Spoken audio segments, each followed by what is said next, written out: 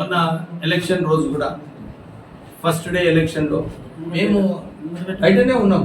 వారు స్ట్రేట్గా 11 o'clock ఏదైతే టైం ఇచ్చినారో వారు పోయి ఎలక్షన్ కండక్ట్ చేసుకొని గెలుచుకుంటే అయిపోయింది. నేను ఎలక్షన్ రోజు రిజల్ట్స్ వచ్చిన రోజు కూడా నేను ఇదే చెప్పినాను, ఏది తీర్పిస్తారో అదే దాన్ని ఇంప్లిమెంట్ కావాలని చెప్పి నేను ఫస్ట్ డేనే నేను ఎలక్షన్ రిజల్ట్స్ ఇక్కడ చెన్నూరులో ఆ స్టేట్మెంట్ ఇవ్వడం జరిగింది. తర్వాత ఆ రోజు కూడా వాళ్ళు లేట్ పోయినందుకు ఆ ఎలక్షన్ పోస్ట్పోన్ అయింది.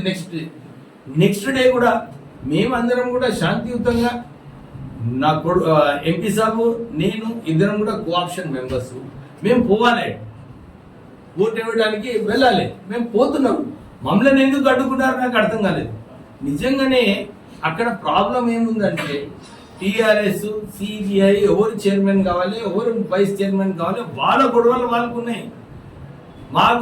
మా మీద రాళ్ళు వేయడము, ఒక పోలీస్ కానిస్టేబుల్ సీరియస్ కావడము, రోడ్డు డివైడర్ ఆ ఫోన్ తీసుకొని నా కార్ మీద పడేయడము, నా కార్ విండ్ స్క్రీన్ ధ్వంసం చేయడము.